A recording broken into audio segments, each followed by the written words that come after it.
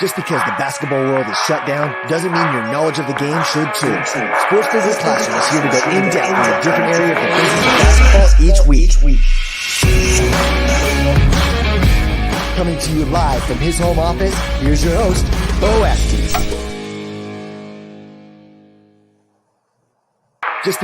Welcome to my home office, everybody. My name is Beau Estes. I'm the broadcast chair at SBC. I also work with NBA TV and NBA.com. And boy, we got an SBC web show for you this week. Two heavy hitters on the show.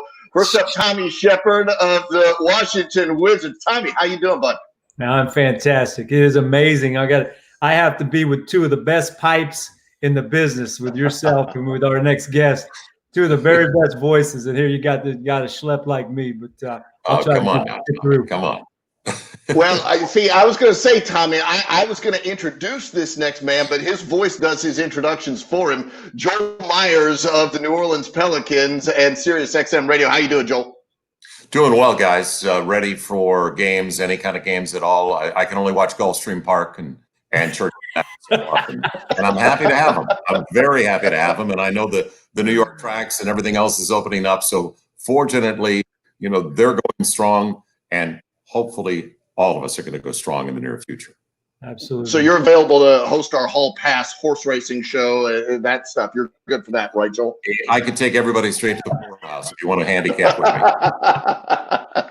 I'll pass on that one. Hey, before we get going, guys, we want to take a moment to thank all of our first responders here. They're really doing a fantastic job keeping us safe, and we want to do everything we can to keep them safe. I'm talking about all of the doctors, all of the nurses, all of the pizza delivery guys, all of the Amazon delivery drivers, anybody and everybody who's putting their lives on the line. And additionally, just from my perspective, I want to send my thoughts out to the people of Minneapolis. It's an awful situation up there. We hope it gets better soon.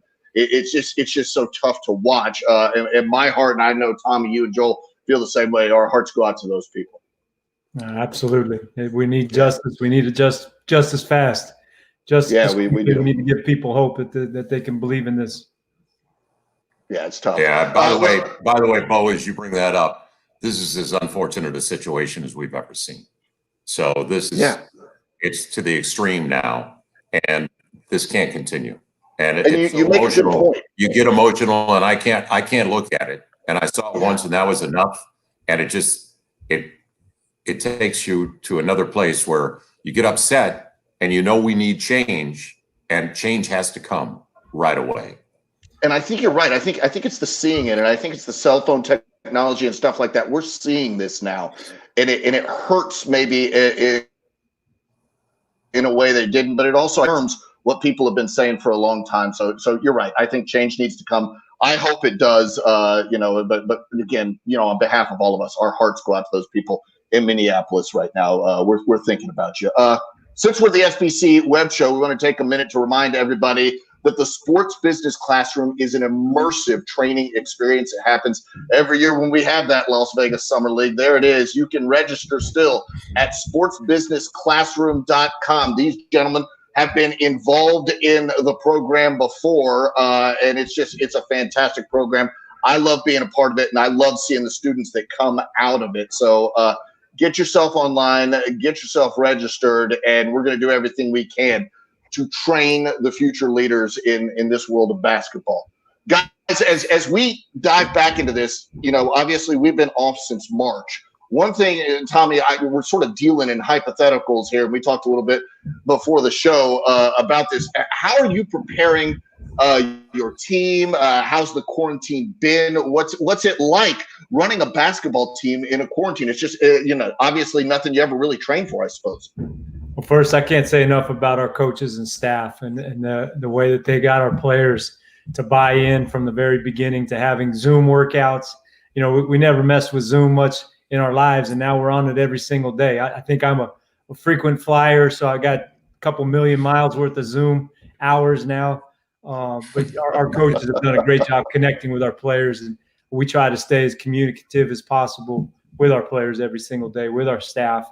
So that place has been good. The workouts have been very valuable. It's just unfortunate that where we are as in DC, a lot of our players actually left market and went to other places just to have a little bit more access to things. DC is shut down. We're hoping that we're moving into phase 1 right now to start to reopen and do some things. Our facility is one of 8 in the NBA that is not open yet. And it's not a race. All that matters to us is the safety of everybody in the community and keeping everybody healthy. And especially for us, obviously, with the Wizards and our family. But there's no substitute for safety, and we're going to abide by that. But what we've been doing all along has been, this is a normal time of year to be getting ready for the draft. So we have conference calls every day. We've interviewed 56 players that are in this year's draft, and we intend to interview about another 30. So we're ahead of the game on some of those things. We've done some great film edits and deep dives on players and a lot more analytics stuff than we've done at this point. So we feel like we're very prepared.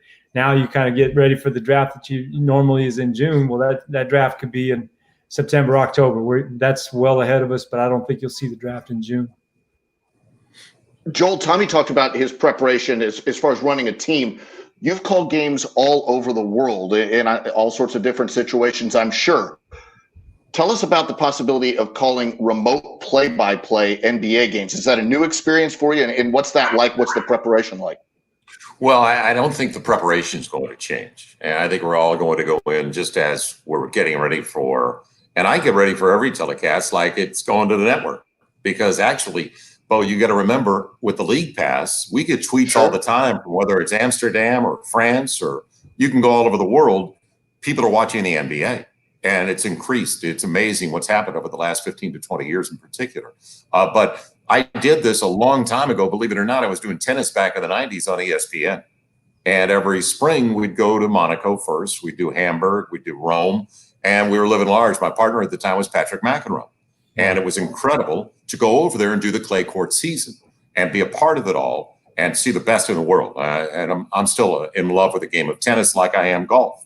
So they actually found that it was economically feasible to keep us in the studios in Bristol and call the matches off a monitor. It saved the hotel. It saved the first-class plane ticket. So I've done it before. You don't get the same feel, obviously, because you're not on site. But at the same time, there aren't that many limitations. And going into this, I think it's going to be interesting because the microphones are so good that I'll jump ahead, and I hope we don't pump in noise. I hope it's the natural sounds of the ball, the sneakers, and the players, and the verbal volleyball. It doesn't have to be foul. And we can also apologize for anything we picked up with our parade mics. But I've done it before, and it could be actually very entertaining for our fans. Did you see the German league games, the soccer games, where they pumped in what the noise would sound like if there was an actual game? And I guess it's a world feed where you have the option. The local broadcaster can either pick up the sound or not. It does sound odd to see the stands empty and have all that noise coming down. So I guess it's just a different experience, right? Artificial. I mean, we don't need the artificial aspect of it. I'd rather hear Terry Stotts or Alvin Gentry call out a play. And the same goes for Scott Brooks. These guys, they're very good at what they do. And I'd like to hear them as well. A lot of times I want to hear them, but I'm drowned out. Now, frequently they stand right in front of me. So I have to call the game off the monitor anyway, because most, as Tommy knows, I can imagine. We're moving upstairs now into a lot of different places, but when we're on the floor, we're going like this, we're going like that, because the coach is standing right in front of us. Yeah. So I am looking forward to it, and I hope we don't pump in artificial sounds. Well, Tommy, Joel's talking about some things that I see almost as opportunities to look at things from a different perspective. Is there some stuff like that? I mean, obviously you're preparing your team now and you're doing draft preparation. Is there some opportunities to look at things from a different perspective with this sort of pause button we've hit during quarantine? Oh, absolutely. I think it gives us a chance to review all of our processes. And, you're not looking to necessarily cut corners or roll pennies up or anything, but you certainly realize there's a lot of areas that we can be a little bit more economically nimble. And that's revealed itself to us just by these conference calls that we're doing, where normally we'd fly all of our scouts in and sit around in a room for 4 or 5 days. Now we meet 2-3 times a week, and that's been over these last 85 days. And that's a lot better communication-wise, a lot better use of our time, to be honest with you. I'm looking forward to the games, Joel. I think the broadcast quality that the NBA provides through their partners, I think they're going to be willing to try a lot of different stuff like they do at Summer League. And that's exciting. Different camera angles, giving fans options, a way to zoom in, zoom out. And certainly there'll probably be the R-rated, the PG-rated, and the G-rated versions of what they can hear, hopefully, in their houses. But I think it is, we've got to make the very best of a tough situation to deliver a really quality product to our fans who we miss dearly. And I think that's where we really need to focus on that and the fan experience, and definitely with every single person, not just players, not just staff, coaches, everyone that's involved in whatever's ahead of us, their safety is number one. And Tommy, you know what, Beau, Tommy brings up a great point that on The Last Dance, you had the PG version. Yes, and you had the R-rated version. And they have a network where they have 2 or 3 options at ESPN. And hopefully the regionals are all going to be included so the local guys won't be excluded. And we could be doing it in our home base, whether it's in New Orleans or whether your guys in DC, or there's a broadcast facility, don't forget. Disney, and I've done voiceovers there, has a massive production facility on the grounds in Orlando. So I've done anthology shows, whether it's golf or tennis. I voiced over shows in that facility, and they could use that as a broadcast center if they want the announcers there, although they may want them to stay in their local markets. That's entirely possible as well. I don't think we're going to be in the building, but as Tommy said, I think we're going to have options. And Tommy, you're right. I think it's going to lead to creativity from the network and the partners. Well, it'd be a huge shame to miss this opportunity, to blow a chance to try something new, because we might not have this chance like this again. Hopefully we never have another pandemic, obviously, but when you're coming back out of this and you got to reconnect with fans, fans get it. They want to see basketball. But I think there's that opportunity. If they're not at the games, how can we keep them engaged from their couches or their viewing standpoints? And you're going to have to really think long and hard and do some exciting, creative things. And there might be some swings and misses, but it's still worth trying. Yeah, and Beau, also remember, we're the most user-friendly sport. When you have football, you're a good distance from the field. Plus, they are the gladiators of our generation. So the emotions are not there because they're in a helmet most of the time. And the same goes with baseball, that you're removed from it. Even though emotionally you can get involved, but in basketball, we are the most user-friendly. You're on top of it. And I wouldn't want to take that away either, that kind of impact and that kind of association everybody has with the players. You make a good point. I worked with the NBL, the Australian Basketball League, where LaMelo Ball was last year. So I do some work with them. And the last game of their grand finals was played basically in front of friends and family. You could hear everything that was going on. I mean, everything. But it was interesting. It really was. It wasn't a bad experience. It was just a different experience. But one thing I want to move on to, as we start to, get ready to play, perhaps, hopefully, different teams are preparing in different ways. And on our Hall Pass Network menu of shows, Terry Stotts was a guest earlier, and this is what he had to say on behalf of the Blazers. Yours is a little different. Eventually, if you guys do start up, you're going to have a first team meeting. What's kind of the first thing you're going to say to your guys? Well, it depends on the format of however we come back to playing. But the message is, look, we got a chance. We got a chance to win. We've got Zach Collins and Yusuf Nurkic coming back healthy.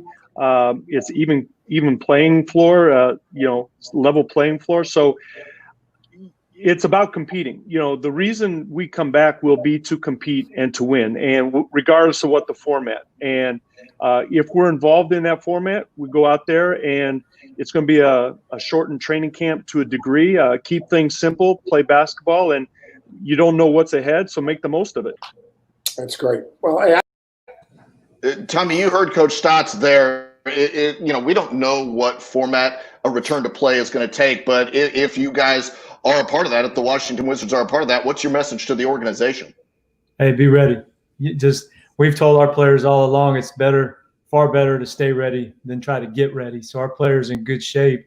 I think everybody wants to know, are we playing for something, meaning playoff opportunity? But certainly if you get any opportunity to play, every young player needs minutes. Every free agent needs minutes. There's something in it for everybody. But the most important thing is to represent yourself, your franchise, in the very best light. And that's by going out and giving it your all. And we have high character guys on our team. We're very blessed to have them. It starts from ownership all the way down. Scotty Brooks has been one of the very best people in the NBA. Raised over $50,000 during this hiatus he actually had his daughter shave his head for charity. You know, I shaved my head years ago, and it was charity just from the standpoint you would have to look at all the grass that's growing and not growing around my head. But Scotty did it with a very open heart to help hospital workers in D.C. People like that. Our players love to play for him, and our players really get cranked up to be back together, to get the opportunity to play together again. We have a very close team, and it gives us an opportunity. That's our message to our players. If we get the opportunity to get out there and play, is, hey, let's go. We're prepared for this. Let's go make the very best of this situation, put on a show for our fans, and give everybody something to maybe give just a daily distraction to what's going on in the world outside. I think people could use that, a little bit of time to just sit back and enjoy basketball again, could really deliver a little bit of a healing power, I think, to the sports world. And that's a big responsibility for our players. You know, they're some of the most compensated athletes on the planet, and rightfully so. They work hard for every single thing they get. But this is yet another opportunity to earn our pay, all of us in the NBA, to deliver this for our fans. Yeah, I think people are dying to see sports. Beau, can I also throw in that I'm not objective about Scott Brooks, okay? And I feel that Tommy's really fortunate. I had Scott Brooks when he was playing for Billy Mulligan at UC Irvine when he was an amateur. And I remember going to the Bren Center right when it opened and how hard he played. And that's why he made it in the league to begin with, when he was trying to make it with the Houston Rockets to start way back when. So I'm not objective. Can I also throw this in, though, after that Terry Stotts comment? Can I be the first to veto anybody that was hurt being allowed to come back because of this long layoff? Can I start a petition drive right now? Get on your soapbox, Joe. Get on your soapbox. Thank you. Please, if you were on the roster, but March 11th, when I went on a telecast, we got canceled 2 minutes before we went on air. So we had to tell our audience in New Orleans, we're here, but unfortunately we're not going to play. And as we found out for very good reasons, Adam Silver was way ahead of the curve on that. But take the rosters from March 11th, and that's all you're allowed to use. Thank you, Tommy. Wait, let me dig into this a little bit. So if you are injured and you're out for 2 weeks, are you allowed to come back now? Or if you're out for the season, how does that work in your mind, Joel? Addendums. There's going to be clauses in each, right? Clauses in each. Great, every paperwork. There'll be considerations. But with guys, you know, Nurkic is really a bonus for them coming back. They got two bigs now, you know, and they're totally different, Whiteside and Nurkic. So for all of us in the Western Conference, thank you, Terry. I'd like to veto that proposition as soon as possible. I don't know if you're going to, as commissioner, Joel, I don't know if they're going to give you veto power this time around. No. I think there's so many players out there that are franchise-changing type players, as you mentioned. It's going to be even that much more compelling when teams get back out there. And there's a lot of players that have been out for a good chunk of the season, like you said, with Nurkic and with Collins. There's a lot of other players that they were injured most of the season, were playing with injury, and they weren't playing anywhere near to their capacity. And now, most players say, hey, I've never felt this good in my life because this has been the longest layoff they've had. So I think we'll get a chance if we do it right, and we will, ramping up slowly, learning from all the other leagues as they open. That training is going to be critical, cannot be compromised whatsoever. Let's get a good month and a half base, get some scrimmages in, and then the opportunity to go out there and play. I think the product's going to look pretty darn good. And I know this about NBA players. You get them out there with 3 refs and a ball, scoreboard's on, they're going to go. It doesn't take long for those guys to get the competitive juices going. Yeah, it's a great point. Beau, let me just throw this in. The competitive aspect of the NBA, the most elite player in the world, there's a pride factor. And Tommy knows that we were talking before we came on about the days in Denver and Gucci Row and UNLV in the old days, and when Tark was there. But the pride factor, I don't think they're going to care if anybody's in there, because if anybody's in the building, Beau, because they're not going to be showing up. They're competing at the highest level all the time, and that's in pickup games at the men's gym in the summer at UCLA. Yeah, You don't get there if you don't have that chance earlier. One of the greatest scrimmages in the history of basketball was during the Olympic training center. USA Basketball, one of their practices, their scrimmage is still legendary to this day. He just takes a little bit of getting those talented guys out there together and get going. I think it will be a little strange at first when you don't have fans, but I do think there's going to be a lot of opportunities to make it feel like a really good a competitive environment for the players, and then they just take over, once the juices start flowing, like we said. And I really hope there's a way that they can see inside the arena. They'll be able to see the broadcast and hear great voices like yours, and then we can pipe in the top 10. Because again, I'm not trying to overdo it here, but I got two of the best pipes in the NBA sitting here on my call with you guys, and it's embarrassing for my voice to hear next to you guys. But I think that those kinds of things mean the world to players. The way it's presented, the way that you guys present the games on air and with the highlight packages. That's what players live for. And if you don't believe it, look at their social media right after the game. They're sending all the clips out. Yep. Well, that's nice of you to say, Tommy. I tell you what, before we get on to the next topic, I think Joel's proposition to not allow players that are injured to come back allows Tommy to skirt a certain fabulous point guard in Washington as well. I mean, there's a terrific point guard out there, Tommy. I don't know how you feel about him, but he's fantastic in my eyes. Yeah, that's another great point. You got a guy like John Wall and Kevin Durant and Kyrie Irving. Sure. I mean, there's all kinds of players that you never know. Usually we've said all along, look, when the season's over, that's when John Wall's next season will start. And nobody could have predicted that, hey, maybe the season starts up in August. But we'll worry about that when that rolls around. Right now, we're still maintaining the most important thing for John is his future. The most important thing for us with John is our future. The franchise with him and Bradley, we think we have a dynamic backcourt, and it only works when he's healthy. And we don't want any setbacks. But August is a lot different than April. And that goes for a lot of players in the league. I'm sure everybody's going to check themselves. But again, I think it's so important. What's the format going to look like and what's at stake? What the opportunities are. Well, if we push the schedule back and say we do play in August, that means it's a later start for next season. Mm-hmm. I want both you guys' opinions on this. Pros and cons. We can call it a December start. We can call it an even later start if you want to. Joel, you can go first. You can dive in first. Imagine we start on Christmas Day next year. Are there pros? Are there cons? What are your thoughts? Well, first of all, there have been the discussions of trying and experimenting with a start. And I would start a couple of weeks before Christmas Day. Okay. I don't want guys in a rhythm. I'd like a 2 or 3 week period before our best is on the floor and those 5 games and those 10 teams. So that's not the first game.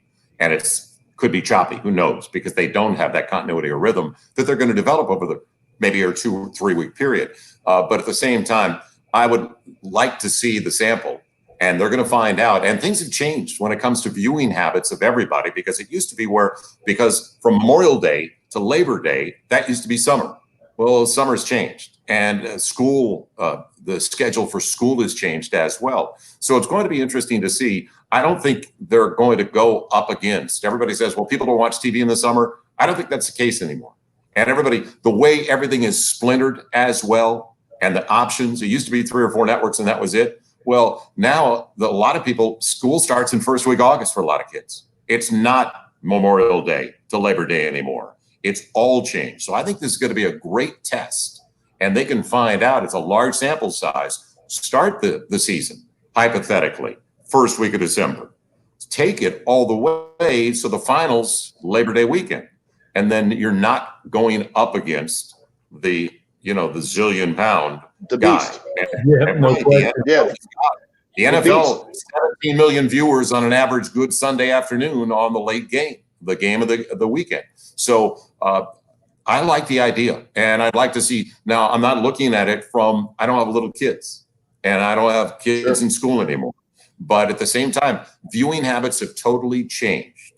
And this is going to be a good sample to find out. And we might find out, because you're going up against baseball, and baseball's big time is September into October and their postseason.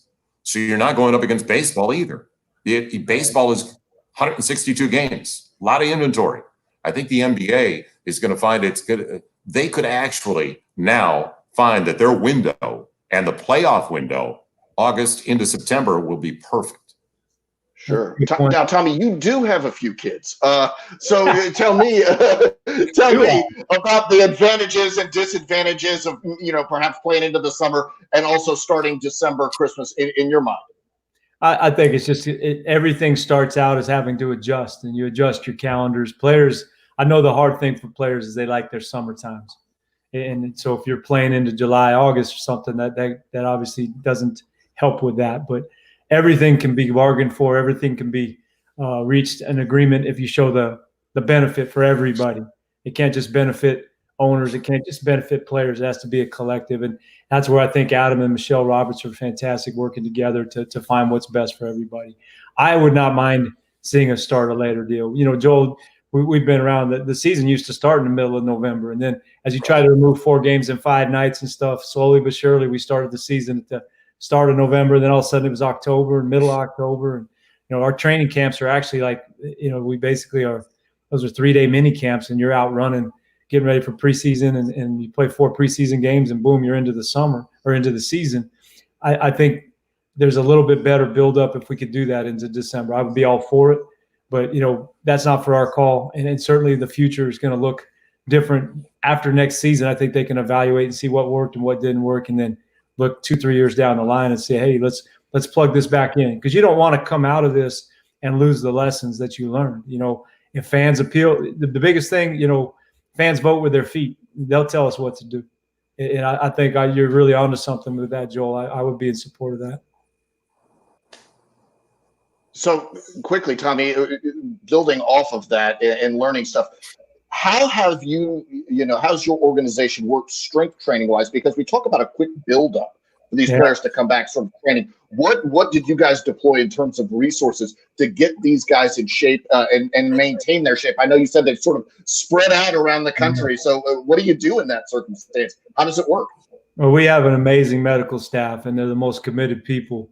Immediately after we were about to fly to Boston on March 11th, we just played the Knicks, and then obviously everything happened. Well, we immediately pivoted and got equipment. We never opened our facility. Some facilities stayed open after March 11th, and some teams were able to work out. We shut everything down immediately.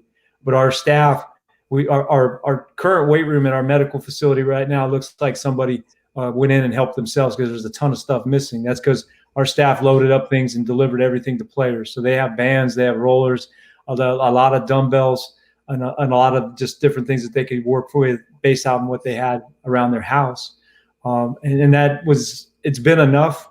It wasn't ideal, but we've optimized it the best of our ability. And like I said, some players are in much better situations leaving market than they were here. But every player has a bike. Every player has access to enough therapeutic bands and stuff to get good workouts. And these Zoom workouts have brought our team together in a way that we were very surprised by. But I think, guys, when you have a noon workout and everybody's sitting in the waiting room at 11:45 talking to each other, and they ended at 1:30, and guys stay on till 2 o'clock talking to each other, we saw we were onto something. Guys just want that connection, and they want to be competing against each other and give each other a hard time, and those things have been magic for us. So the whole team's in this Zoom chat doing one workout with the training staff. Yeah, and it's funny because some guys certainly have a little bit better access to stuff than others. So sometimes you see guys and they're picking up a suitcase over their head versus a guy that has some. It happened that quickly that everything shut down. We weren't able to deliver certain things to some players in their apartments, and we made a mistake of a couple guys. We do ball handling drills. That's about 45 minutes. And a lot of players, we brought the basketballs to where they live. A lot of our guys live in condos and lofts and stuff. So they got the immediate call from the neighbors saying, hey, what in the hell's going on upstairs? And get those guys out. So players had to find places out in their, either in the front lawn or someplace outside of their building to do ball handling drills, or else as they keep getting their neighbors, we're ratting them out. But, by and large, everybody adapts to it. But the one thing that I'm going to emphasize, we need a good month and a half workup, is because nothing replaces playing basketball. And nobody's played in a scrimmage. Nobody's done anything remotely like that since your last game. So we got to be patient and let guys build this up. But speaking of playing basketball, Joel, my students, anybody watching the show would kill me if I didn't ask you this. You got a front row seat for that young superstar named Zion Williamson. What's it like to watch him up close in person do his thing from your perspective? Have you ever seen anything quite like it? Well, I pray at I told you guys earlier, I pray at Mount Zion on a regular basis. He's a wonderful kid, by the way. Doesn't even turn 20. It's unbelievable. And Tommy knows, we're around these young men. They're prepared. He's so grounded. It's almost like when you talk to him and you ask him a question, it's almost like he's on the floor and he's going to gather. He's not going to rush into his shot or his move. And he's well thought out. He's prepared for this. His mom, his stepdad, everybody involved has done an incredible job. So, he's a gentleman. He's a great representative. So the one thing that's impressed me more than anything else, and Tommy can touch on this because he's seen basketball and he's evaluated basketball at the highest level for a long time.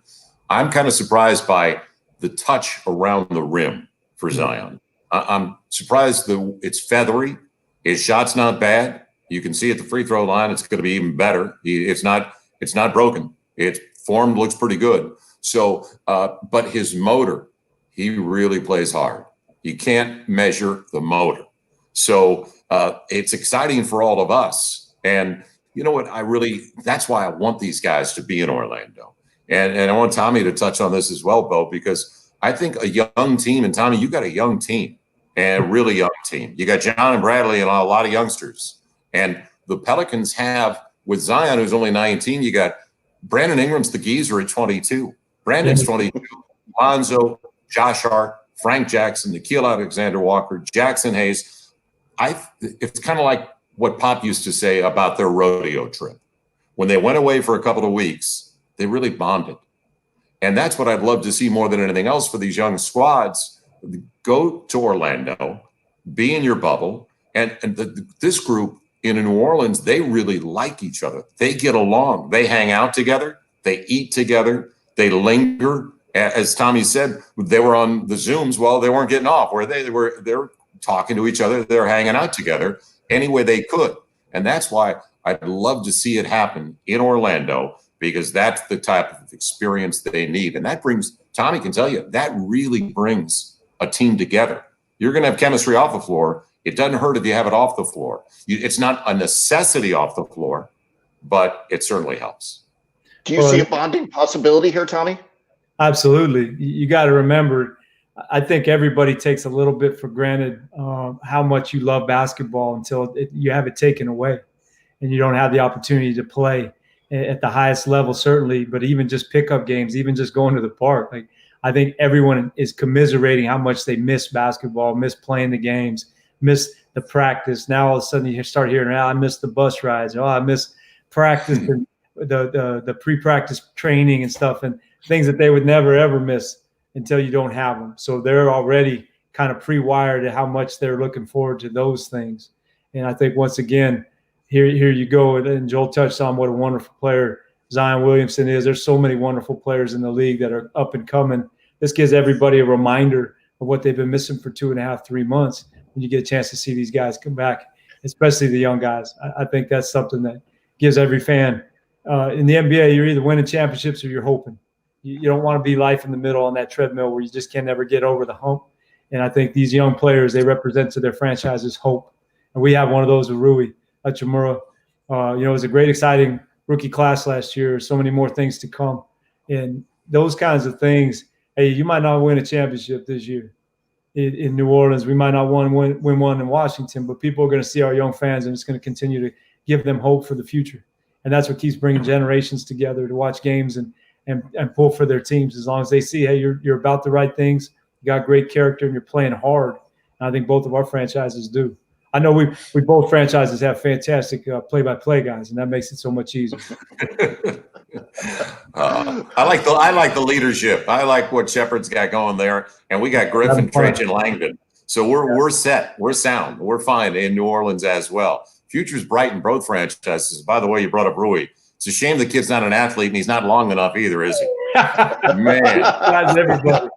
He surprises himself sometimes, but I think he's scratching the surface just like a lot of these young kids are. And that's why when people ask, these are meaningless games if they come back and they only play X number of games or something. No game in the NBA is meaningless, especially to so many young players. Those are huge evaluation opportunities. And, whatever's going to happen, I know Vegas Summer League will come back, and that's really where it all starts for young players. That's the field of dreams, and that's the pathway to the NBA. That'll come back in its own way, shape, or form. But if that's not available to us in the next couple months, then this is the next best thing. And it's going to be a fantastic opportunity to evaluate young guys, what they do. And especially, can you imagine, Joel, if these are playoff play-in type of deals in that pressure situation, maybe a team went into this hiatus thinking, hey, our season's almost over, we're not going to go to the playoffs. Now all of a sudden you're thrust into that role. You cannot reproduce playoff pressure. It's only one way to do it is to be in the playoffs. So we're excited about that. One of the best things we did, Beau, as a staff, our coaches took our playoff series from 3 years ago against Atlanta, where we eliminated Atlanta, and then we lost to Boston in the second round in 7 games. But they divided our roster into four teams, and each coach took a team, and they did video breakdown and made the players watch each game and then go over that game collectively. Very slow process, and they got everybody's input. And then Bradley and John jumped on with every group and walked them through stuff. And our players right now on our roster have never seen Bradley and John play together. That's how young our roster is. From our team from 3 years ago, John and Bradley and Jan Mahimi, the only players left. So none of our players, there's 11, 12 more players on our roster, have never seen John play as a teammate. They've seen video, but they haven't played with him.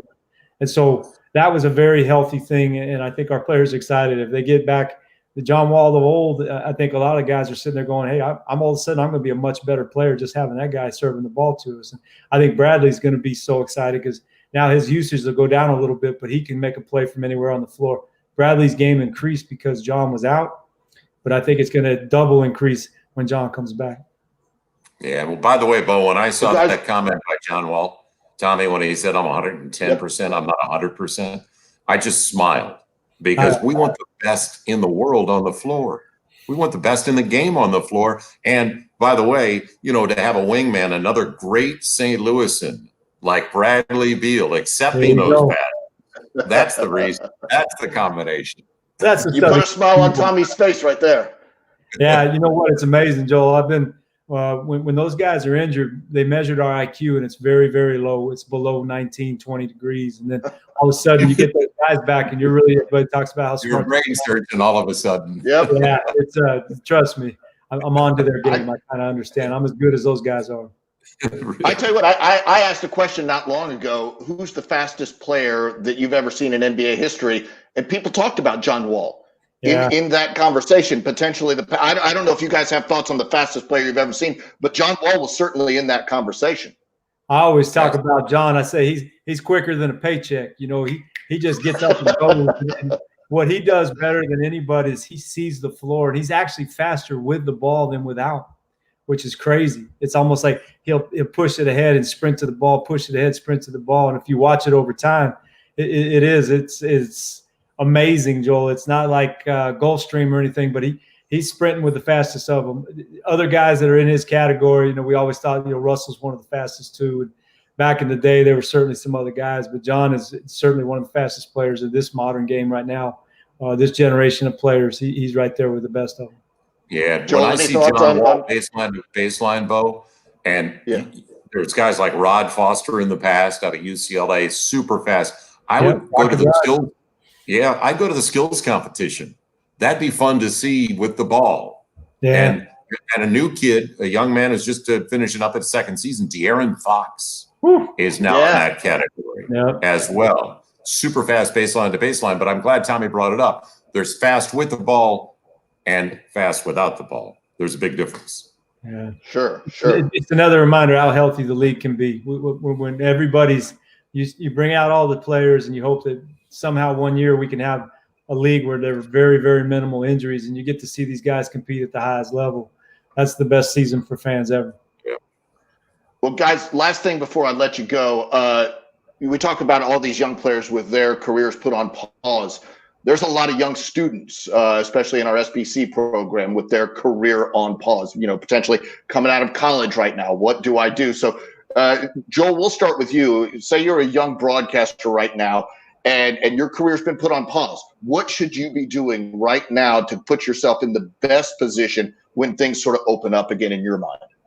I would continue to get reps. And when I say that, I used to do games up in the stands at high school gyms, at small college gyms. Well, that's not available.